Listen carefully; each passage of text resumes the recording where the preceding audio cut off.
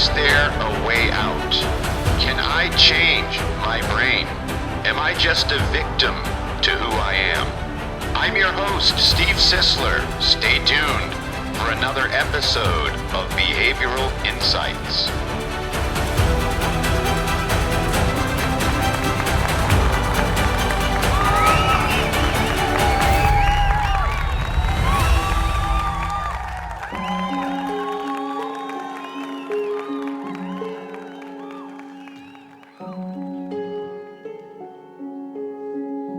Hello, darkness, my old friend.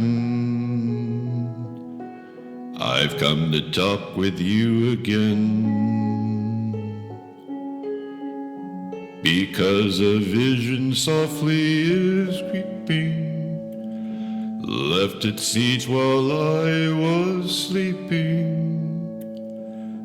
and the vision that was planted in my brain, it still remains within the sound of silence.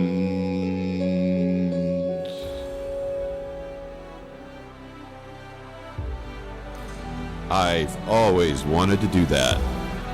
Welcome to another episode of Behavioral Insights.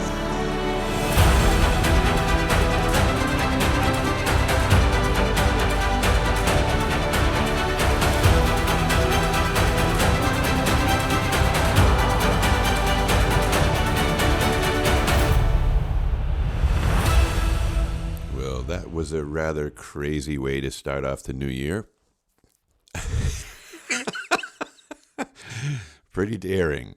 But anyway, I love that song, and seeing that my voice is sort of deep, I've always wanted to do that. So I did it, and I did it in front of everybody. So there you go.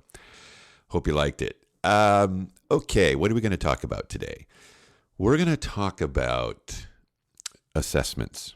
Now, I've had some conversations with some people as of late about assessing and about the analytics of assessing, about the reliability of assessing, about the predictability of assessing, and the predicting of performance when it comes to assessing.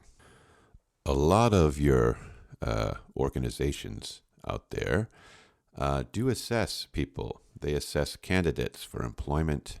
They assess existing managers. We assess owners,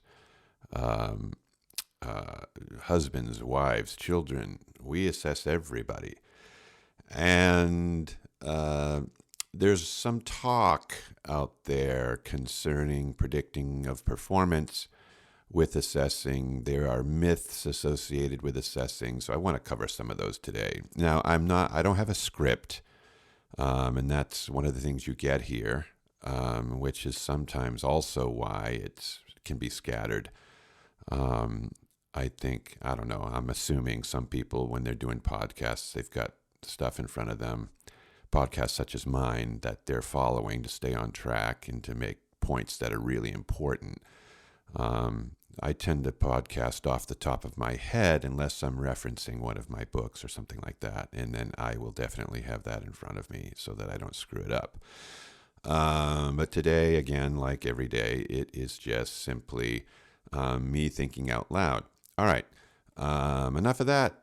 Let's talk about predicting performance. Assessments don't predict performance, so I'm going to be very clear on that. And the reason being is because there are too many variables in play. What are these variables? Well, human beings are extremely complex creatures. Extremely complex.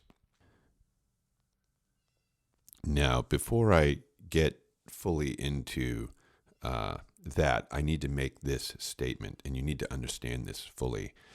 The variables that exist aren't just your variables. They're environmental variables. So take an employee, for instance. that environment that employee is in, regardless of that person's behavior type, regardless of how that person tends to make decisions, regardless of how that person finds meaning, regardless of how that person, how long that person's fuse is, regardless of what their desire framework looks like, regardless of anything in that human brain, those environmental elements that include work atmosphere, peer-to-peer interactives, in other words, how those peers treat this person, how they look at this person, do they talk about this person when they're not there? Are they sarcastic? Are they unreasonable? Is the environment too fast-paced, too slow? Are people around this person, working with this person, or giving this person directions stupid? Are they in a position because their friend hired them and gave them the position? Is their manager smart? Is their manager wise? Is their manager someone who listens to them, someone who cares about them, someone who communicates with them? Do they even know what they're doing?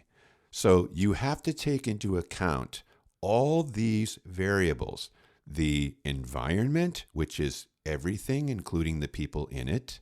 You have to take into account the tools that are being provided for you. Are they workable? Are they in good shape? Do they work? Are they the right tools altogether? These types of things. The management, the people that are over these people, are they good people? Do they know what they're doing? How do they treat them? Do they humiliate them publicly? Do they, correct them privately? Do they promote them? Do they guide? Do they guard? Do they govern? If you listen to the last podcast I did, I believe 39 maybe, or 38, something like that. Guide, guard, govern, direct, correct, protect, cherish, nourish, admonish. Is any of that going on? Because regardless of how you're wired, if that's not going on, there's going to be a problem. And it's likely not your fault. So where does the fault lie when a person goes bad? It's not always because of the way that person's wired. It's because of the environment, the people in the environment, the people over the person in the environment.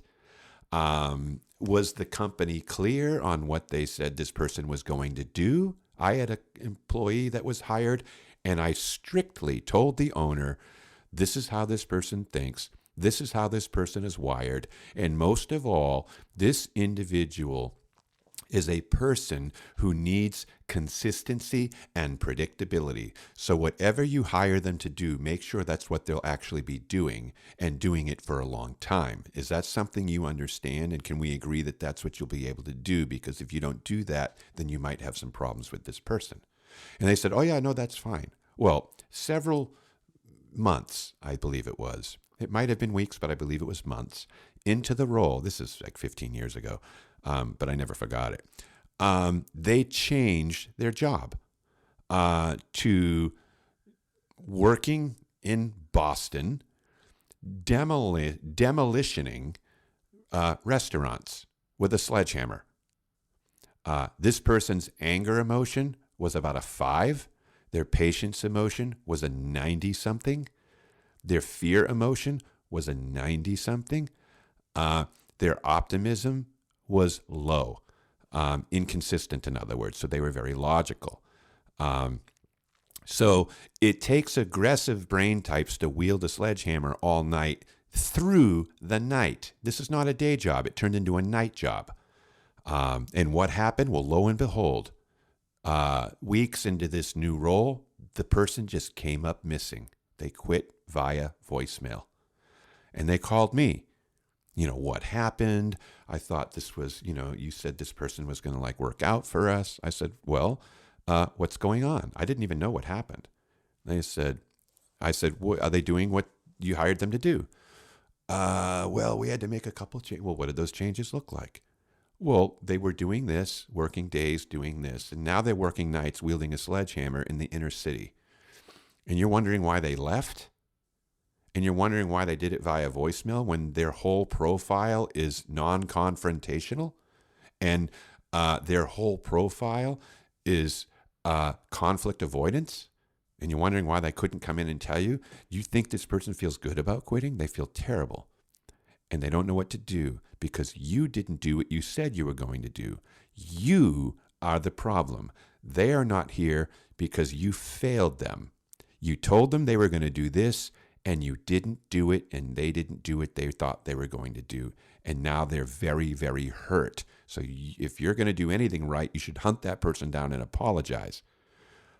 So I use that story to tell you that the variables associated with performance and predicting performance in a workplace or in a relationship are dependent not just on that brain, but on all the exterior or quote world influences that are happening to that brain, including things, places, and people.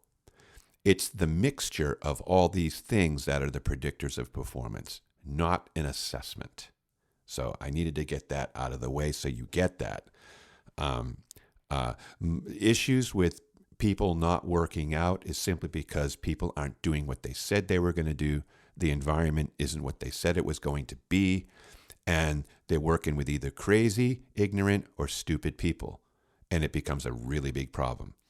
And so I just need to emphasize that, and I can't emphasize it more than I'm emphasizing it right now. It's so important that you understand this.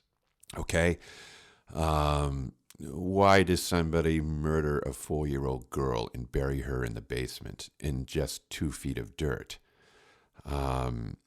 Why do people say off the wall, unimaginable things in front of people and then wonder why everybody's upset? Why do people make really, really bad decisions and don't see the consequences coming? You can't run an assessment on somebody and look at those numbers and say, oh boy, you're going to make a really bad decision this week. That's not how assessing works. But it does predict things, and that's what I want to talk about.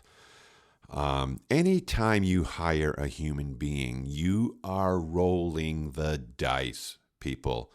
You are rolling the dice. Every time you marry a human being, you are rolling the dice. Anytime you have a child and raise that child, you are rolling dice. When it comes to human beings, we are always rolling dice. All right, let's get that established and foundational right out of the gate. Now, I don't know about you, but I was raised in a fundamental Pentecostal Christian religious household. That was, in my opinion, a cult, at least the one I attended, because my father was the head of the thing. And looking back as a 56-year-old man, I'm thinking, what on earth? Okay? But it takes a long time to get your act together and get your head together in the world. If you've lived as long as I have, which isn't that long, but it's long enough, you know this is true. But anyway, I don't want to go on a tangent because I can tend to do that. But I was raised that, basically when you commit your life to Christ, although you make plans in your heart, it is God who orders your steps. So although you might be in the habit of making the most stupidest of decisions, God somehow works all things out for the good of all, including him his name, his reputation, and you and yours, as long as you're sincere. That's just not true. But when you're in that world, you must believe that it is. You just must believe that it is. And it took me a long time and it took many crowbars to unhinge and uproot those nails in my brain. Many, many, many years. So now,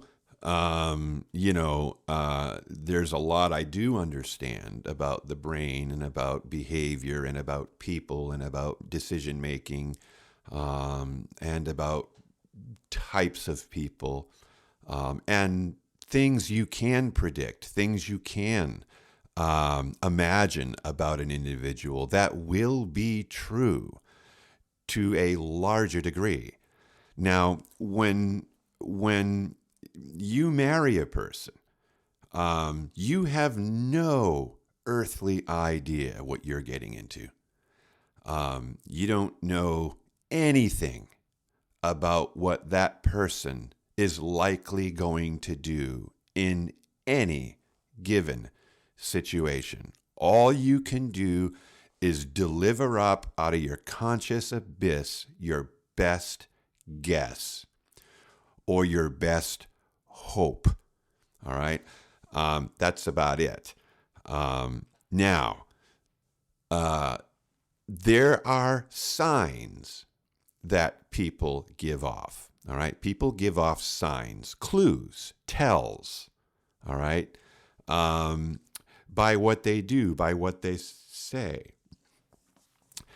In the scriptures, the Christian scriptures, Jesus says in the Gospels, you know a tree by its fruit. What does that even mean? Well, if there's apples on the branches, it's an apple tree likely. If there's peaches on the branches, it's likely a peach tree. And we, like trees, have branches, which is all observable indications, and those branches tend to bear fruit. If you keep getting caught in lies, then you're likely one who doesn't tell the truth very often. So that would be considered fruit. If you are very benevolent, if you're very giving, if your history is always helping others out to the degree that you are able, once you understand that they're in some sort of a plight or a dilemma, then your history would dictate that, this individual has a tendency to help people out. Now, we don't know your motive behind doing that, but we could guess that it's likely genuine, and we could guess that your motive is likely, not hostile in any way or self-interested in any way. And we'd likely be making a pretty good guess. But if you start digging deeper into the fundamentals of altruistic behavior, into group, in-grouping, into competition, you look deeper into the philosophy of human giving, and cooperation and all these different things, and you start reading a lot about this, you will find that benevolence isn't as benevolent as you think it is. That it's all part of surviving the world. But on its face, we can live with the fact that so-and-so is a pretty giving person, and because of that, fear not. And we'll largely be right. So what we do as human beings is we really don't know anything, but we know some things to some degree.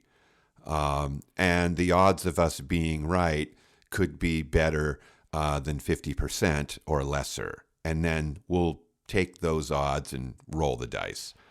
That's what people do.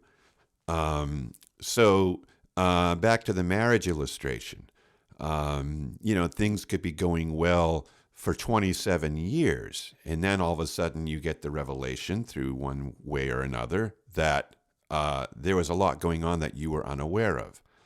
And this happens all the time. Now, after that, what you choose to do with this information and what the other person chooses to do with this information and what you choose to do together as people and where you are on a forgiving scale or a grudge scale is going to determine these outcomes. And so we just navigate these waters differently as different people. But there's going to be what we call behavioral bents. So everybody has a bent. Okay, now we can measure a bent. We can measure fuse length. Okay, we can measure your fuse length. Is your fuse short or long? Now we can imagine and we can roughly make a guesstimate and be fairly on point if we know that you do not display a lot of anger and hostility. Your anger emotion is consistently not in play, and your patience emotion is always in play, and it's overextended, which means it's intense in its form. It's the greater intensity or the greater consistency you have in an emotion, the stronger and more reliable that emotion becomes. So if we have a person who has extremely limited anger consistencies and overextended patience consistencies, they may not like their job, but the odds of them leaving it are extremely diminished. Okay? What does that mean? It means we know by measurement of primary emotions the odds of an individual talking about doing something for 3 years before they actually pull the trigger on it, and will be roughly pretty accurate to the tune of over 80% accuracy. So I'm not predicting your performance in a role which has more variables than just you. I'm predicting your behavioral tendencies in the role that you're in. Okay, so that's how this works. That is predictable. That is reliable. You can take some of this stuff all the way to the bank and cash it in and get exactly what it's worth in return. So predicting performance is different from predicting how somebody thinks. Okay? Now, there's some other things that are happening between human species. When human beings encounter one another, whether it's in a group setting or in a individualistic setting, your brain must measure the level of danger you're likely going to be facing when facing another human being or a group of human beings. Okay, think about meeting somebody and shaking their hand because you're going to be working together. And then think about being surrounded by gang members in a dark alley. So no matter where we are in the world or how many people are present in the situation, your brain must and does very quickly assess the situation for safety reasons. It's your limbic system kicking in to protect and preserve your life, okay? Or its life. Why? Why does the brain do this? There's only one reason: to stay alive so that I can put forth my offspring into the earth. That's the reason. That's always the reason. every single thing humans do is an effort to secure their offspring and the continuance of their genetic sequence in the world. Period. End of story. And that's my opinion. And there's a lot of people that would agree with that. And there are many people that would disagree with that. And we all know which side of the fence they're on when it comes to what they believe. One group believes that you have free will and a soul that's separate from the brain, and the other group doesn't believe that. They believe that everything you do, everything you are, everything you think is your brain. And so I don't want to get into, defending or, condemning sides to this group, these groups. I just want you to know that beliefs determine everything you believe about everything else in the world. And I will add, regardless of any evidence. And so evidence is never a reason to change beliefs. I want to say that again. It is not evidence that changes a person's belief. It's luck that changes a person's belief. I don't believe you decide what you're going to believe at all. You believe what you believe, and then for the rest of your life, you will defend it until something changes that you aren't really responsible for. Events and circumstances and situations will force a belief change.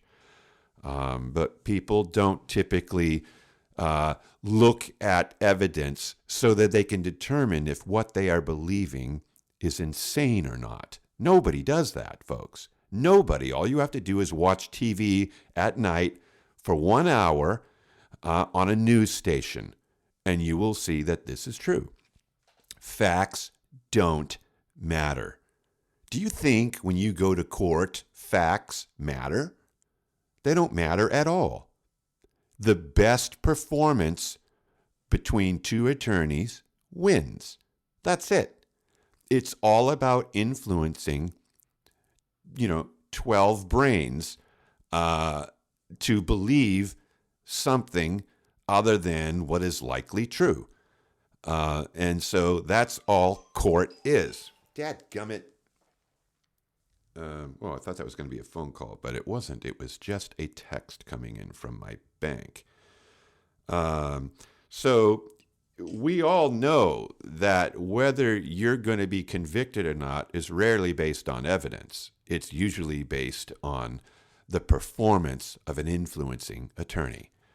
And so is going to court about finding the truth? No, it's about winning a case. That's the only reason why people go to court and get a lawyer, is to win. And you see this happening over and over and over again, which is why we've got people in prison that are guilty of a crime, and you've got people in prison that are innocent of a crime. What does it come down to? Rolling dice, as everything is in this world. So back to the assessments. Now, there's 3 assessments that I focus on. There's 3 assessments that I use. The first assessment I use is a behavioral indicator. Okay? Now, the model I use is based on the work of John G. Geyer and Dorothy E. Downey. And that model is the DISC model. So some of you know what that is, some of you don't. The DISC model is based on the letters D, I, S, and C. That's the DISC model. But these letters represent emotions. D stands for dominance, and it represents the anger emotion. I stands for influence, or it stands for inducement, but it really represents an optimistic / emotional emotion. It's visceral. It's an emotion that is limbically generated, which means it's unpredictable and spontaneous at its root. It's that part of your brain that when you look down in the grass and see a garden hose, you first think snake. That's the part of your mechanisms that tend to really surround the idea of influential behaviors.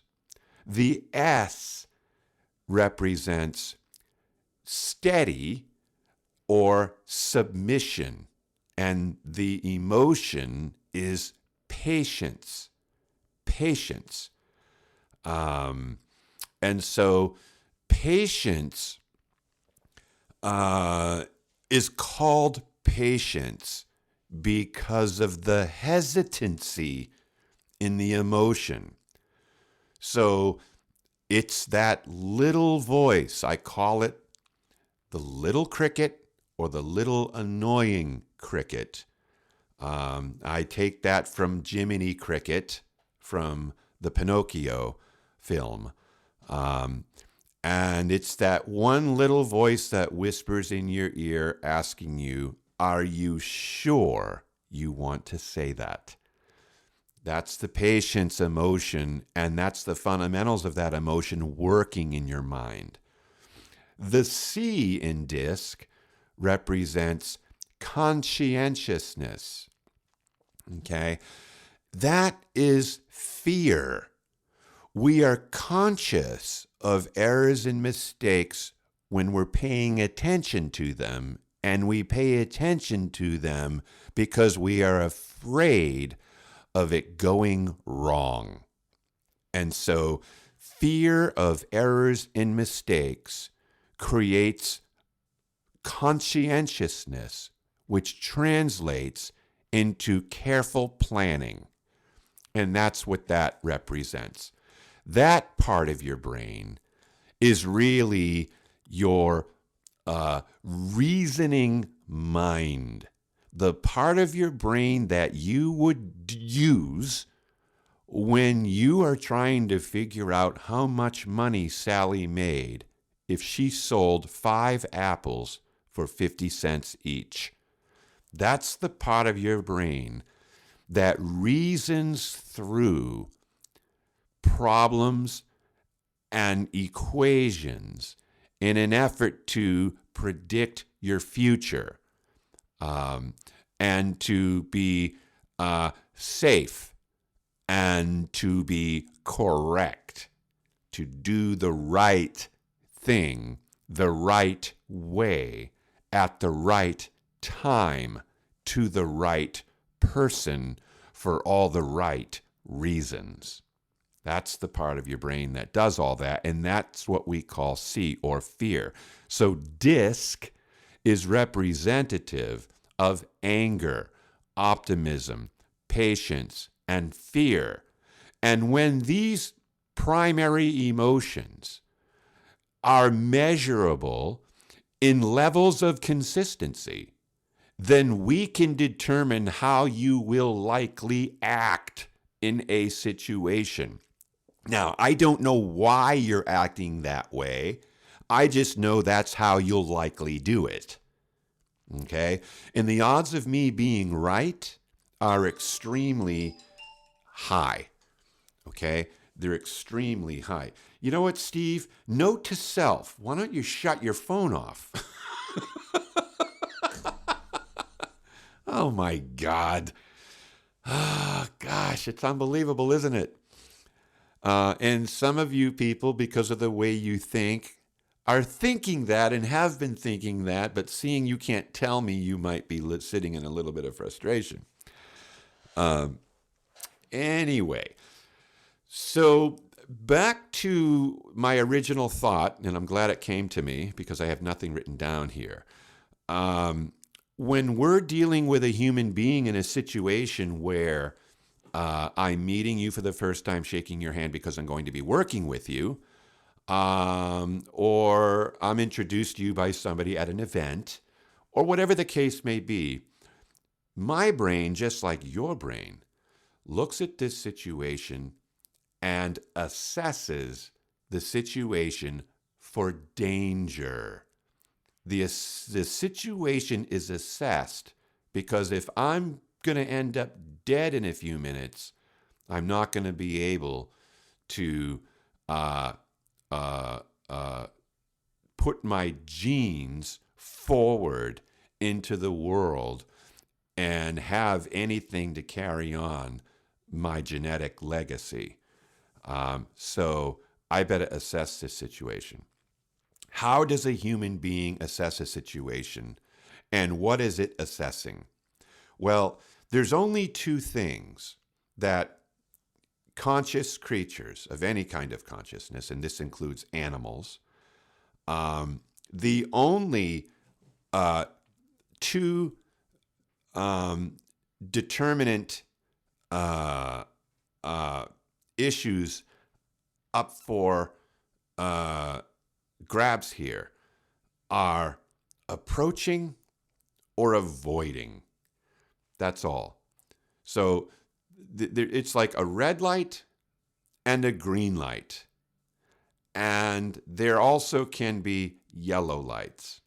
So this is what's so amazing about a traffic light. Traffic lights are completely representative of how the brain functions in a potential dangerous situation like an intersection.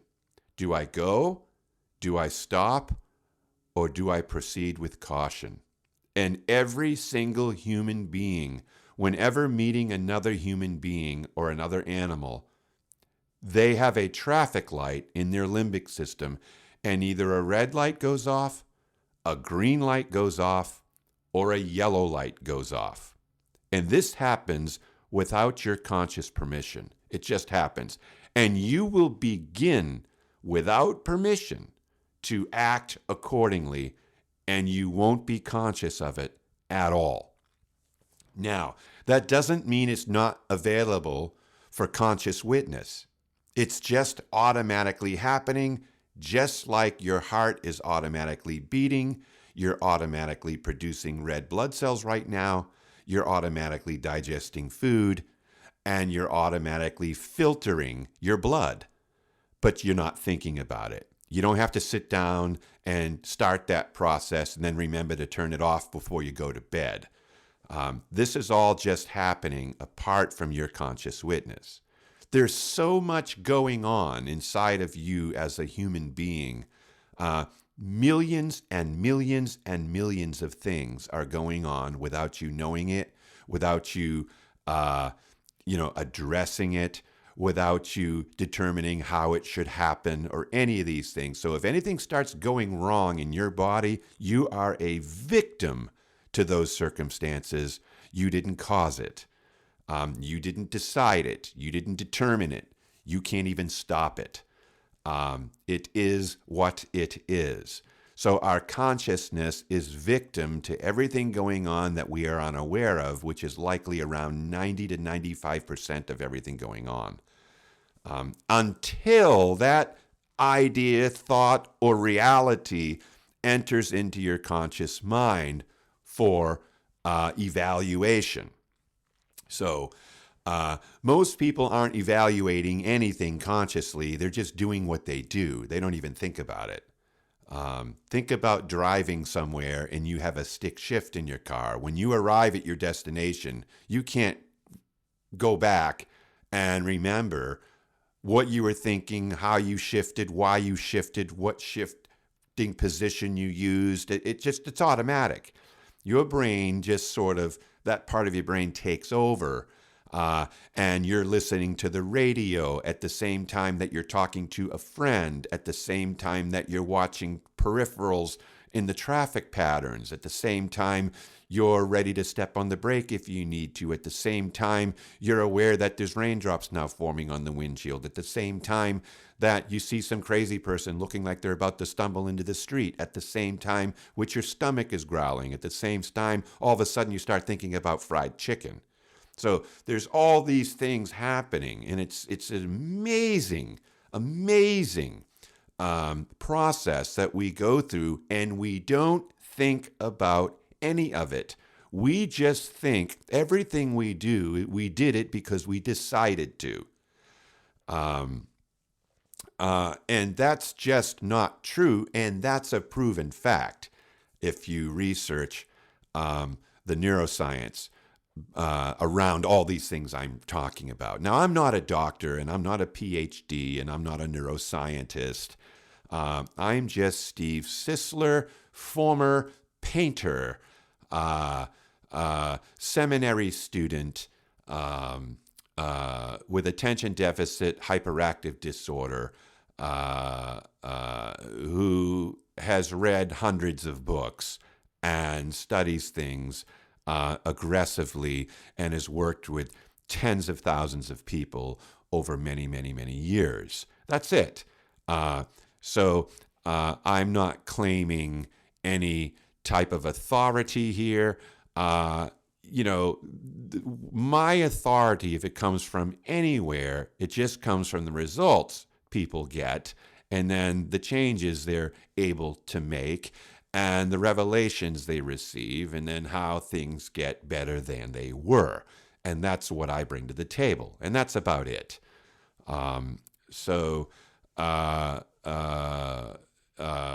Anyway, kind of lost my train of thought there. So what can we predict? Behaviorally speaking, we can predict how you will act in any given situation based upon the primary emotions you have and where each one is consistent or inconsistent. That will always accurately determine what you're likely going to do. Now, why you do it, we don't know, and neither do you. You don't know why you do what you do. Maybe you've been trying to lose weight for 2 years, and maybe last night you made a commitment that you're going to lose 20 pounds this year. Will you do it? We don't know, because last night what you did is you rolled some dice, and you're hoping it's going to come up sevens. The odds of it coming up sevens are not good, because the statistical facts around making New Year's resolutions and keeping them are terrible. And they don't last but weeks.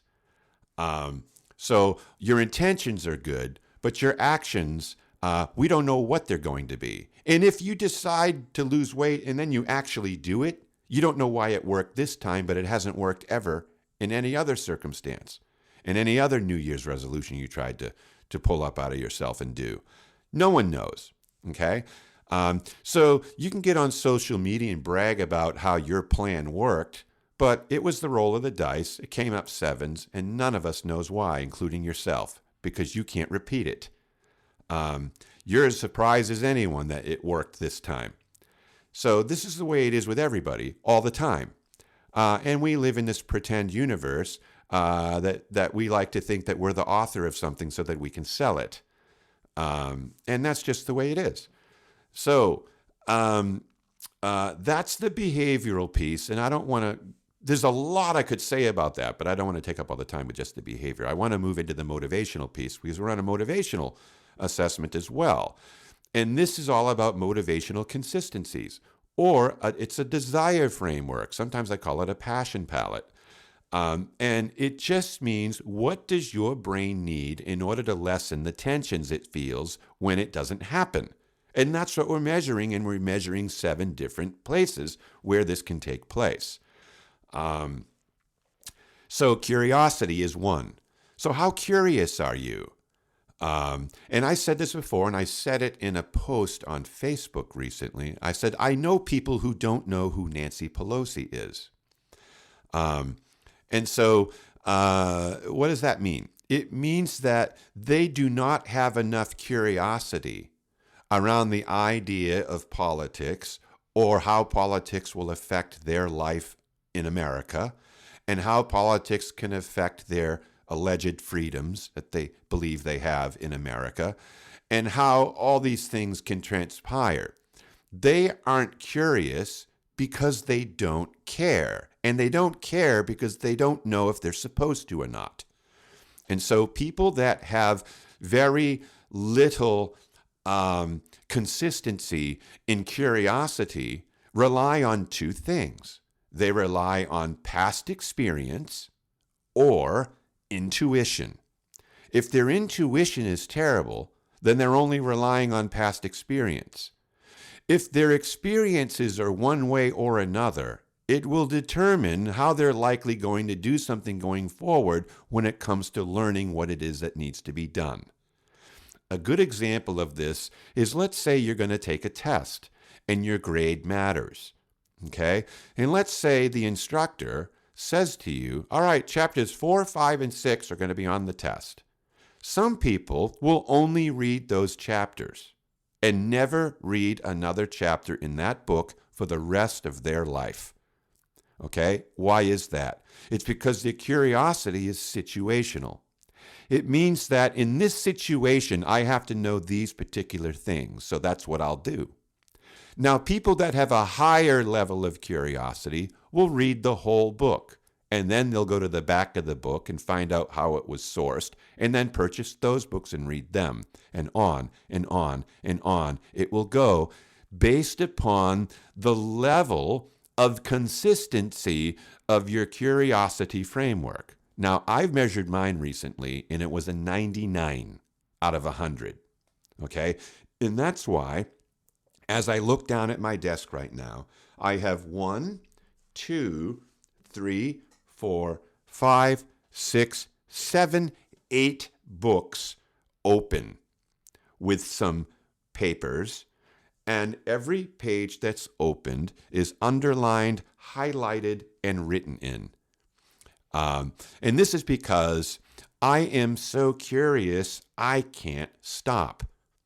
Is there virtue in this? No, none. I don't know why it's this way. It just is. No matter what I'm doing or where I am, I wish I was home listening to an audiobook or reading something or getting to the bottom of something I've been wondering about, and then looking at all the available white papers online or anything that has to do with it to try to come to some kind of a consensus of what is going on here. And that's just the way I am. It doesn't mean I'm smarter than you. It doesn't mean anything. It just means I can't seem to shut this thing off. It's why I could sit down and watch forensic files for 10 hours and not even go to the bathroom and not get tired, weary, or anything. And why I watch episodes over and over and over and over again. I cannot get enough. Now, I don't know why it's that way. It just is. When I was in the church, this is what I did with my Bible. My Bible's almost not even legible.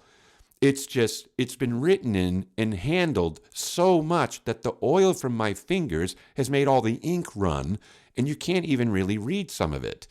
It was just constant. In the 80s, I would study 8 hours a day when I could. I would study into the night. I wore a hat and I put a hole in the visor and put a Christmas light in there so that I wouldn't disturb my wife and I could just sit and read all night long. And so I memorized things, I studied things, I researched things. Basically, my goal was to uncover, discover, and recover truth and facts as I thought they might be. And if you do that with anything, the odds of you getting as close as possible to that are high, which is why my thinking and beliefs are always changing. And why do beliefs and concepts change? Because you don't let them go. You run them all the way through until you come to the conclusion that this isn't true based on this,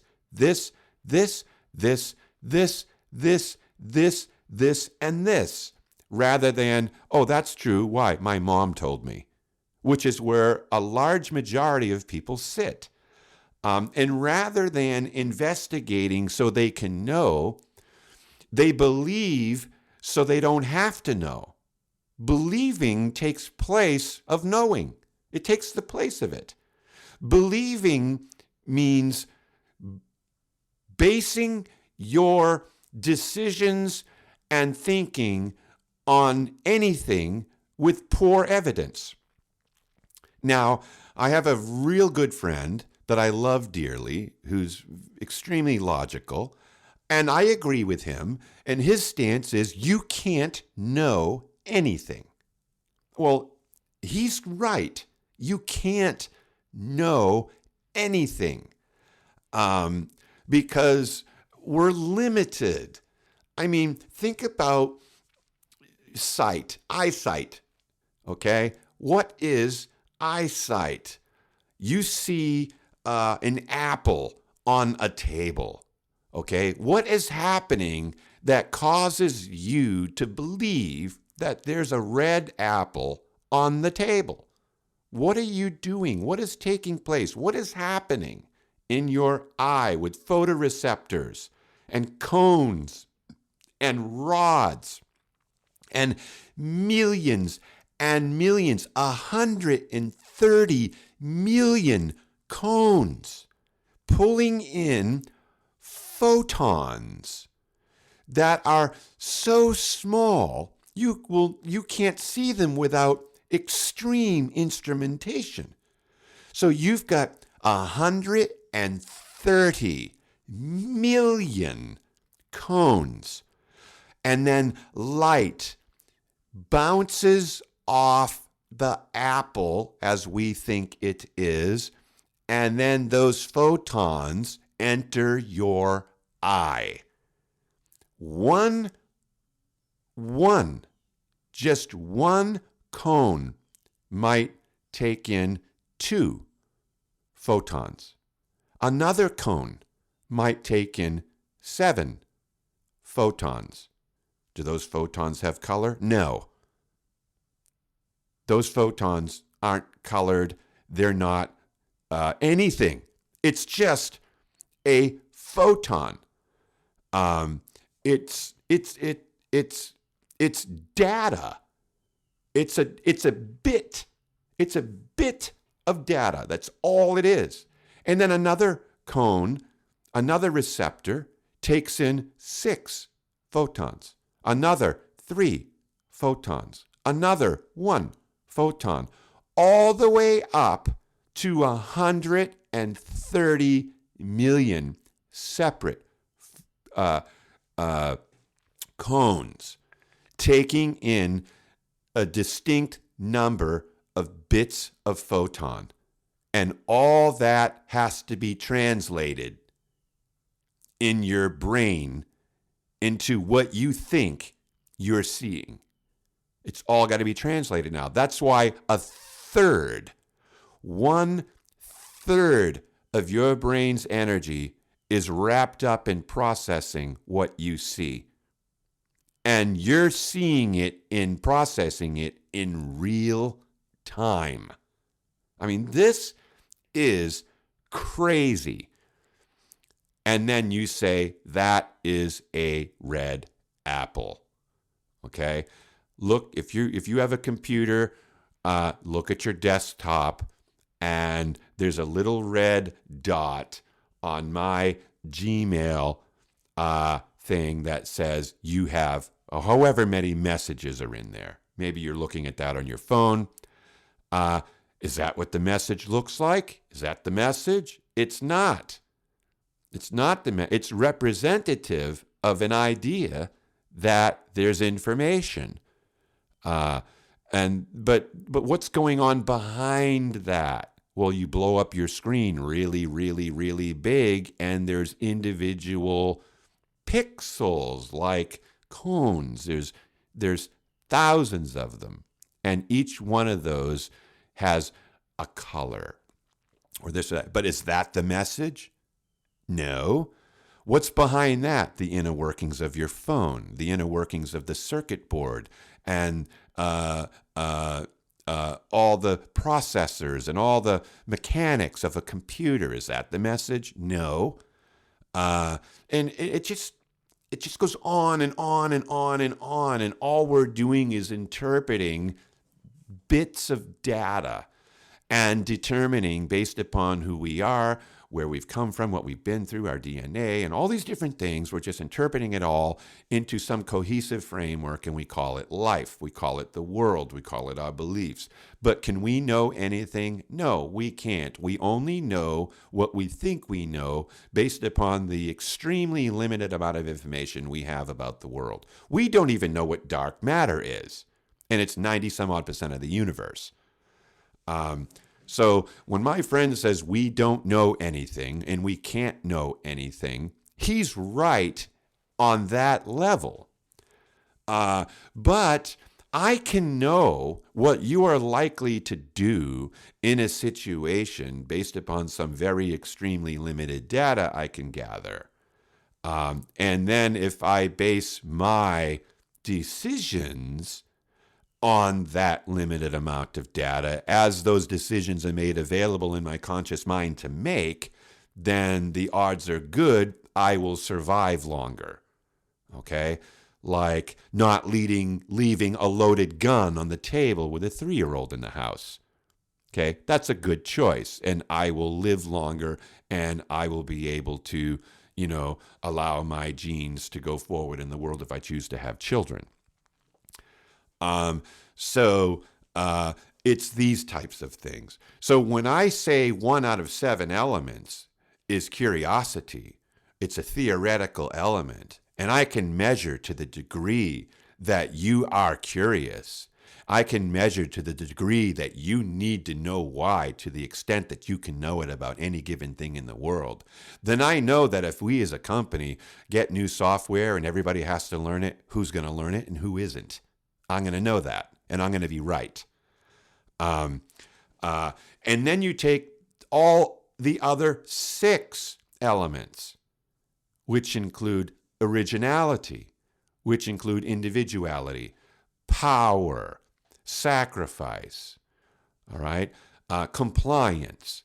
I take these notions, these concepts, these ideas, and then I take to the degree that it's meaningful to you that these things have to be present in your mind for you to feel less brain tension. I know what you're going to do. I know that if you score an 80 in consistency on the need to be and have authority, to be authoritative and to have authority, equal or greater to the degree of your responsibility, then I know that if you don't get that position, you're not going to stay in that role. You're not going to stay at that job. Now, I know that if your dominance in your behavior is above 70 on consistency, in other words, your anger is in play, which means you don't hope things happen. You tend to make things happen when the power is in your hands to make it so, that you will likely quit that job. But I also know that if your anger is a 10 out of 100 in consistency and is now extremely inconsistent, but your patience is very consistent, even though you don't get the role you want, you will stay in that job and pout. You will not leave. You will stay and pout. And then what you'll do is you'll seek solidarity. You'll try to find someone who can sympathize with you, and then you'll talk to them about it as if you've been betrayed. But you won't do anything about it. What are the odds of that happening? They're pretty darn high. Now, knowing these types of things does not predict your performance in a role. What it predicts is what you will likely do in a given circumstance. That's all it predicts.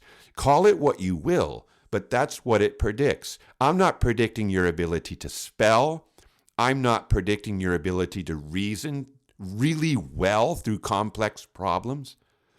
I'm not predicting your IQ. I'm not predicting your level of skill when it comes to cutting down a tree.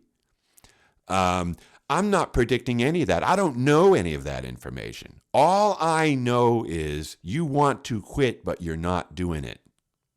That is what I know. That is what I know you will likely do in a situation, given the scenario I just gave you. And knowing that is going to give anybody working with you or over you an edge. It's going to give somebody who marries you an edge. It's going to give anybody more information than they would normally have and not even know how to get. And that means you are more equipped for that relationship no matter where you find it. Now, what is another tool that we use? We use an HVP, a Hartman Value Profile. And this thing is sick.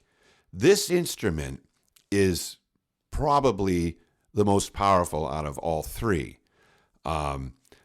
Behavior will tend to take precedent over everything because it's what you will ultimately do.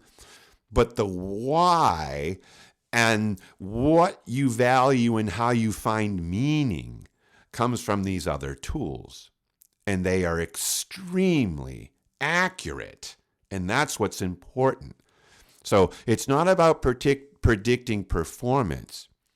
It's about predicting the way you might do something. Now, I had a company call up recently, one of my clients in Canada, and they wanted me to pull up somebody and look at the numbers for them so that we could talk about a person. I had no idea why they were calling or what the problems might have been, but they said, could you just please pull up this name? So I did. I said, let me just tell you a little bit about this person before we get into this conversation. So what was I looking at? Out of 6 different things, I was looking at one measurement within the HVP assessment tool. And it's known as the S1 score. The S1 score is a systemic score. The systemic score is basically a measurement that measures 2 things in a systemic dimension. It measures clarity and it measures attention. So clarity, I want you to think of how clearly you can perceive something. Okay? That's what clarity is. Think about wearing reading glasses in a restaurant that's dimly lit and reading the menu. You can read it better because you have your reading glasses on, but if you take your reading glasses off, you can't read it at all. And it doesn't matter how close you pull the menu to your face. You still can't read it, and it probably gets worse. So clarity is more important than attention because your clarity is what it is. You can't will yourself to read the menu without the glasses. You either can read it or you can't. And it's based upon how clear your vision is for things that are up close. So that's how the clarity measurement works. Now the systems piece, the systemic piece, is known as systems judgment. It's how you make judgments based upon how clearly you can perceive and understand systems or how things ought to be. Okay? Systems are not objects. Systems are not objects. They are ideas. These are abstract ideas and concepts. The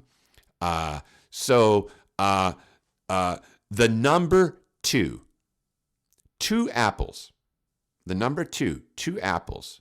That's concrete. Math, that's abstract. Okay? 2 apples is concrete. Math is abstract. Athletic, that's abstract. Athletic, that's abstract. Why? Because you might say, oh, this person's athletic, and I might say, no, they're not. Okay, that's abstract.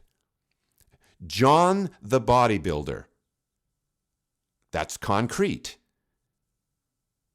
Is John athletic? Yes. To what degree? Well, it depends on what you think. Well, if his biceps are 24 inches around, yeah, this guy does a lot of curls. He's got big biceps. Well, how did they get big? Did he inject his biceps? Did he take steroids?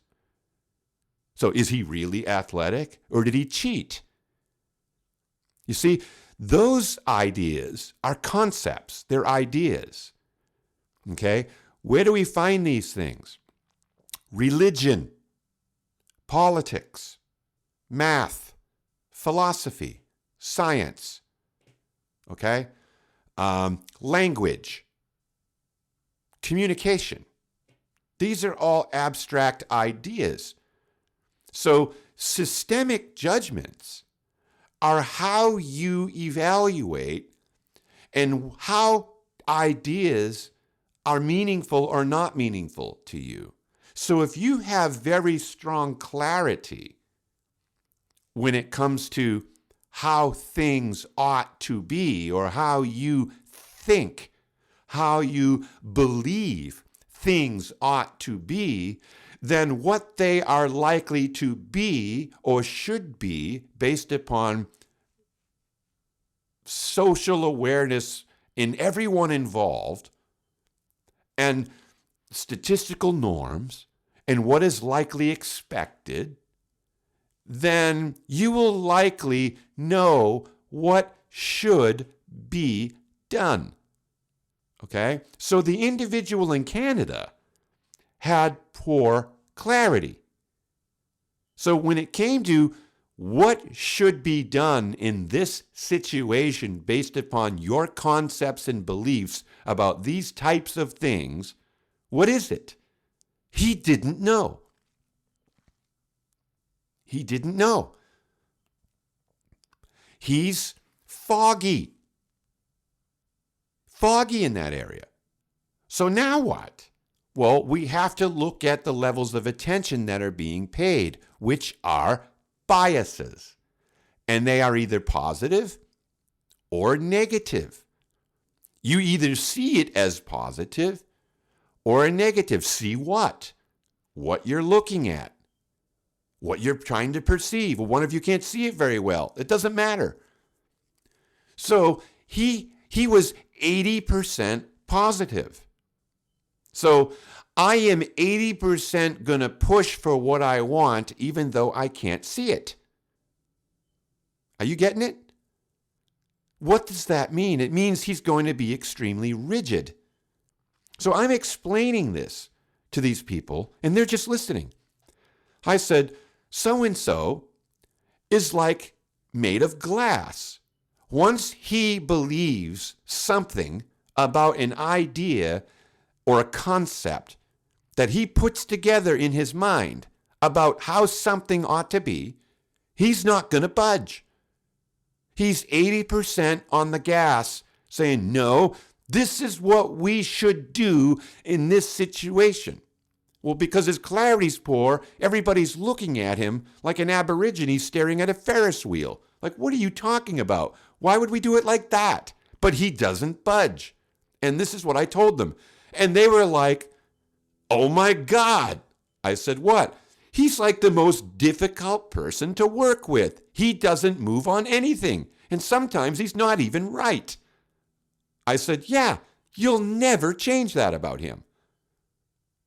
Now, how valuable is that? And that's just one measurement out of 6 in one assessment. And we've got 2 more assessments with 15 other types of measurements we could look at. So am I going to predict his performance? No, but I can predict how difficult he'll be to work with. Are you kidding? Absolutely. So you need to understand that you can be very, very, very different from a lot of people around you and be very, very, very smart and be very, very, very revolutionary in your thinking if you're high positive, consistently positive, and less clarity. But you're right. You might be absolutely right. We don't know why, and neither do you, but you are. And then when somebody decides, well, let's just try it and see what happens, you end up with an iPhone.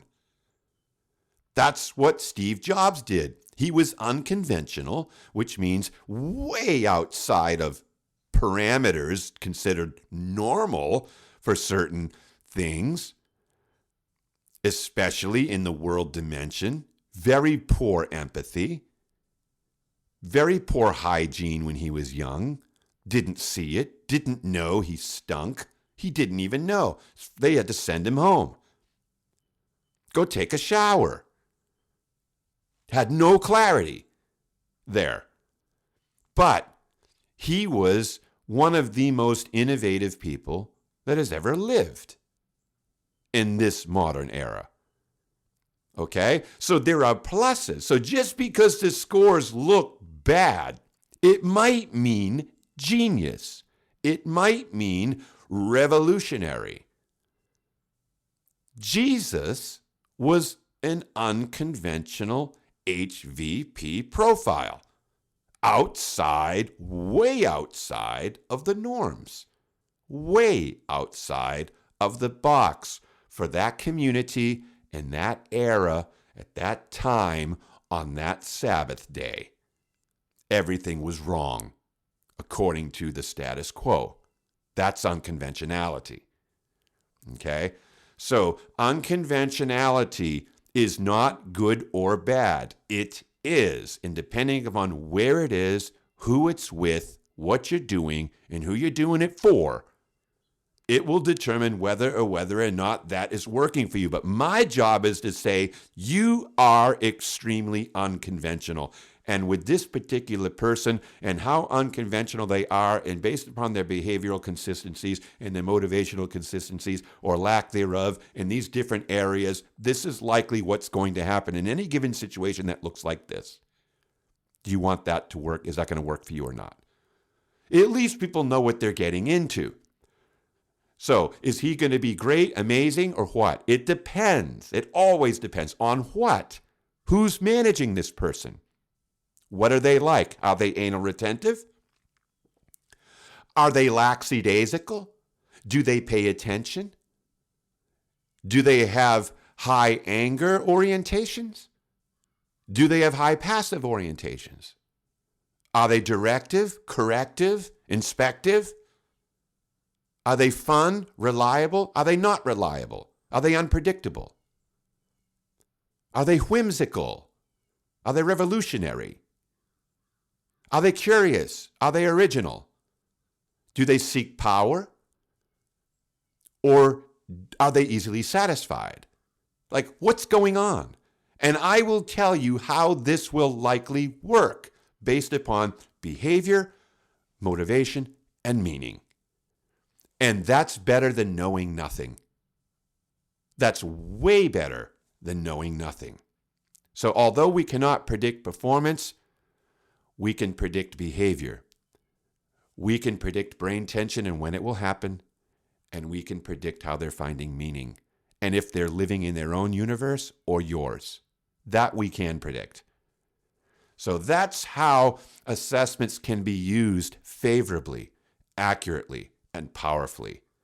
So you can see now how powerful this is for relationships, for work tasking, for defining people types and who's with who and who's doing what and where and all that kind of a thing and how that's likely going to play out. It's super powerful. So that's my rant for today. And I hope that was helpful for you. I know it was very somewhat scattered because all I'm looking at is my voice track. So, Happy New Year. It's 2020. And you know what we're all doing, folks? We're rolling the dice. Today's a big dice roll. We're hoping, we got our fingers crossed, that time and circumstances and relationships and all these different things are somehow going to work out more in our favor than not this year. So what can you do to try to ensure the best outcome? How about know how you're wired for once? Maybe know how the people most important to you are wired. What am I doing here? I'm trying to sell you something. Why? For me? No, for you. And we will both benefit because you'll pay me and then you'll walk away with extreme clarity. And it will be very helpful. So if you want to do that, that's great. You know where to find me. If not, Happy New Year. Happy dice rolling.